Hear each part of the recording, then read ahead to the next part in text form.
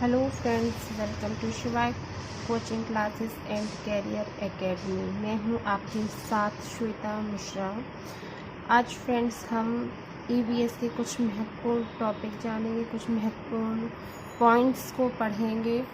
तो चलिए, जो सबसे पहला पॉइंट्स है वो है ह्यूमस के बारे में। पूछा जाता है क्वेश्चन में अक्सर कि ह्यूमस है वो किसमें उपलब्ध कराया जाता है।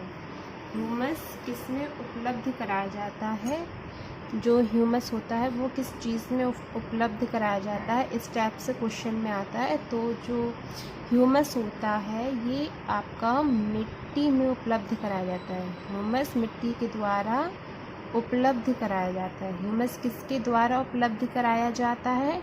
ह्यूमस मिट्टी के द्वारा उपलब्ध कराया जाता है, राइट। कन्नडम मलेश्वरी के बारे में हम सब ने पढ़ा ही है, तो आज इनके बारे में थोड़ा सा डिटेल में जान लेते हैं। कन्नडम जो मलेश्वरी हैं, कन्नडम मलेश्वरी भारत की अंतर्राष्ट्रीय ख्याति प्राप्त भारोत्तोलक हैं। इनका जन्म 1 जून वर्ष 1975 को आंध्र प्रदेश में हुआ था, राइट। कन्नडम मलेश्वरी वर्ष 2000 में ग्रीष्मकालीन ओलंपिक सिडनी ऑस्ट्रेलिया में 240 केजी का भार उठाकर भारतीय रिकॉर्ड बनाने वाली प्रथम भारतीय महिला बनी। मलेश्वरी 12 वर्ष की आयु से ही भारोत्तोलक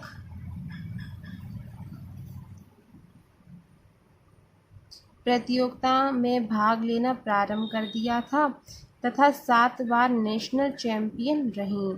तो इतना सारा क्वेश्चन में नहीं आता है। जो आता है कन्नडम मलेश्वरी कौन है, तो वो कौन है? भारोत्तोलक हैं।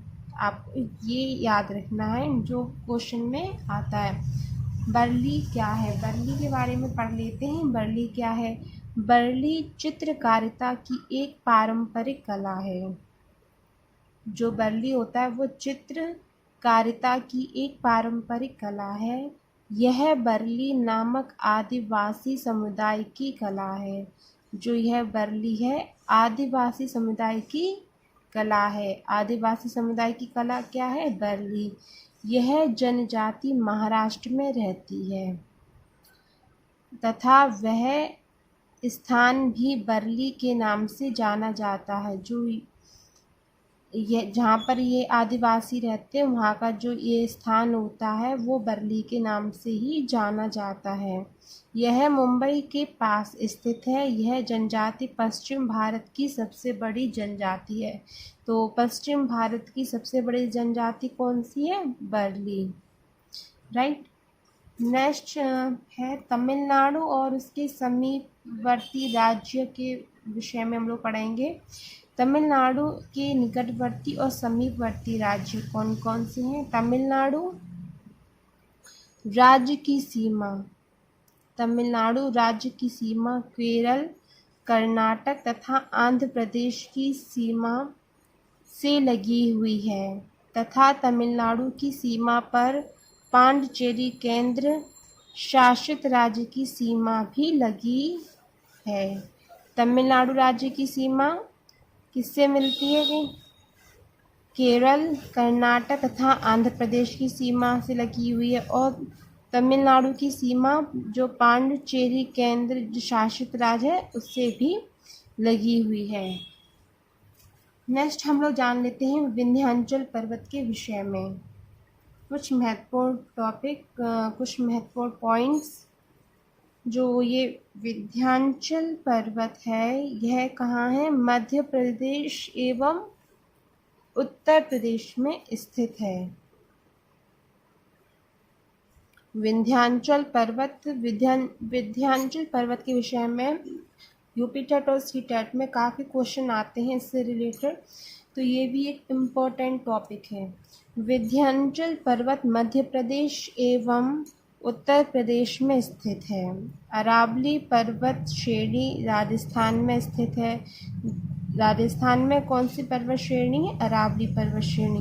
तथा पूर्वी घाट आंध्र प्रदेश तथा तमिलनाडु का समुद्री तट है। पूर्वी घाट आंध्र प्रदेश तथा तमिलनाडु का समुद्री तट है। पश्चिमी घाट पर महाराष्ट्र राज्य स्थित है।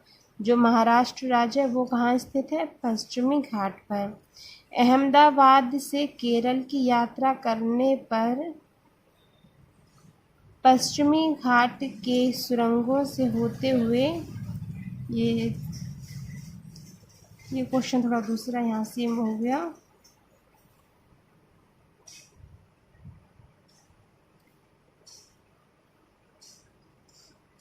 इसमें फ्रेंड्स पूछा गया था जैसे विंध्याचल पर्वत है वह कहाँ है? वह आपका मध्य प्रदेश और उत्तर प्रदेश में स्थित है। अरावली पर्वत श्रेणी आपका अरावली पर्वत श्रेणी यह आपका राजस्थान में है। और पूर्वी घाट यह आंध्र प्रदेश तथा तमिलनाडु का समुद्री तट है। पूर्वी घाट तमिलनाडु और आंध्र प्रदेश का समुद्री तट है। और पश्चिमी घाट जो है वो महाराष्ट्र का पश्चिमी तट है। पूर्वी घाट आप आंध्र प्रदेश तथा तमिलनाडु का समुद्री तट है। और पश्चिमी घाट महाराष्ट्र राज्य में स्थित है। अहमदाबाद से केरल की यात्रा करने पर जो ट्रेन वाले क्वेश्चंस आते हैं एग्ज़ाम में सीटेट में मोस्टली आता है, तो उसमें ये क्वेश्चन आया था कि अहमदाबाद से केरल की यात्रा करने पर कौन से घाट से होकर ट्रेन जाएगी। तो उसमें ऑप्शन दिए जाएंगे कि पूर्वी घाट, पश्चिमी घाट और भी कुछ ऑप्शंस दिए जाएंगे, तो उनमें से आपको चूज़ करना है। तो अहमदाबाद से केरल की यात्रा करने पर पश्चिमी घाट के सुरंगों से होते हुए ट्रेन जाएगी। ग्लोबल नेक्स्ट पॉइंट है ग्लोबल पर भारत की स्थिति तथा अलास्का की स्थिति देखने पर पता चलता है कि भारत के लोग अलास्का लोग के सापेक्ष उल्टे हो सकते हैं। ये यूपी टेट में और सी टेट में दोनों में ही इसमें का क्वेश्चन आता है कि भारत के लोग किसके सापेक्ष उल्टे हैं। तो भारत के लोग अलास्का के सापेक्ष उल्टे हो सकते हैं। सातवाहन भूमि के रूप में जाना जाता है। क्या जाना जाता है? सात बहनों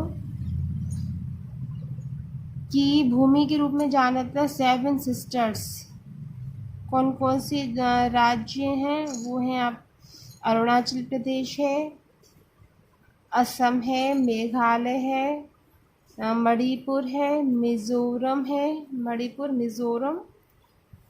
और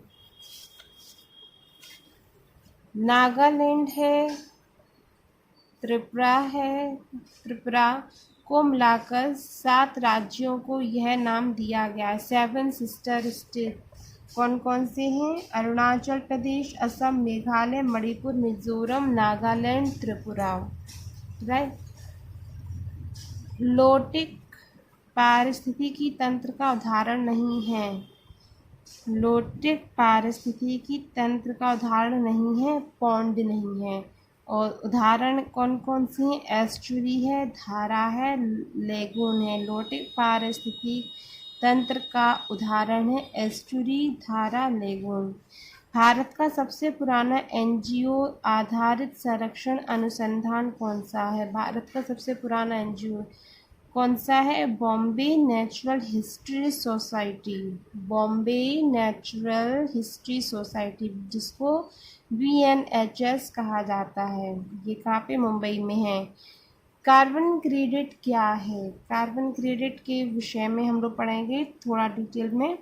जो ये कार्बन क्रेडिट किसी देश द्वारा अपने पर्यावरण परिवेश में हानिकारक गैसों की उत्सर्जन क्षमता को कम करने पर उसे विश्व के सम्मेलन द्वारा दिया जाता है। कार्बन क्रेडिट को एक प्रकार से वनों द्वारा संजोए कार्बन की बिक्री से प्राप्त कीमत को कहा जाता है। कार्बन क्रेडिट किसको कहा जाता है कि वनों द्वारा संजोए कार्बन की बिक्री को प्राप्त वनों द्वारा संजोए कार्बन की बिक्री होती है, उससे जो प्राप्त कीमत होती है उसको कार्बन क्रेडिट कहा जाता है। कार्बन क्रेडिट प्राप्त करने की प्रक्रिया के 5 भाग होते हैं। कौन कौन से? फर्स्ट है हरियाली लगाना, दूसरा उसे सजोना, तीसरा हरित वृक्षों द्वारा संजोए कार्बन की मात्रा का आकलन करना, फोर्थ है उसकी कीमत लगाना, फिफ्थ है किसी मान्यता देने वाली एजेंसी द्वारा मान्यता प्राप्ति उसे अंतरराष्ट्रीय बाजार में बेचना।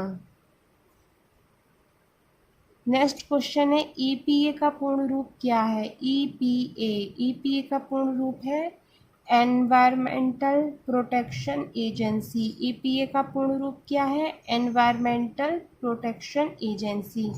यह पर्यावरण संरक्षण एवं जागरूकता अभियान से संबंधित अमेरिका का संगठन है। ईपीए कहाँ का संगठन है? ईपीए अमेरिका का संगठन है। यह पर्यावरण संरक्षण एवं जागरूकता अभियान से ही संबंधित है। इसकी फुल फॉर्म है एनवायरमेंटल प्रोटेक्शन एजेंसी। विशिष्ट बालकों के अंतर्गत कौन से आते हैं? विशिष्ट बालकों के अंतर्गत जो विशिष्ट बालकों के अंतर्गत कौन से आते हैं? पहले तो आप ये देखिए, जो पिछड़े बालक होते हैं उनका जो IQ होता है वो 90 से कम होता है। प्रतिभाशाली बालकों का IQ होता है वो 140 से ऊपर होता है, और जो मंद बुद्धि बालक होते हैं उनका जो IQ होता है वो 70 से कम होता है। राइट।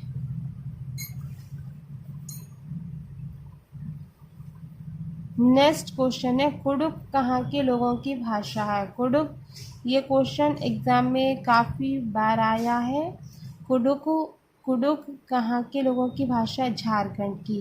कुडुख ओराव जनजाति द्वारा बोली जाने वाली भाषा है। कुडुख जो है ओराव जनजाति के द्वारा बोली जाने वाली भाषा। यह जनजाति मुख्यतः झारखंड में, छत्तीसगढ़ में एवं उड़ीसा राज्य में निवास करती है। कुडुख जनजाति कहाँ निवास करती है?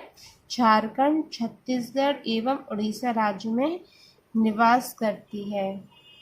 फ्रेंड्स, आज की क्लास यहीं पे मैं एंड कर रही हूँ। अगर आपको मेरी आज के जो नोट्स हैं मैंने जो खुद से तैयार किए हैं आपको समझ में आ रहे हैं तो प्लीज़ लाइक कीजिए, और मेरे नोट्स आपको समझ में आ रहे हैं तो प्लीज़ एक कमेंट ज़रूर कीजिए। Thank you.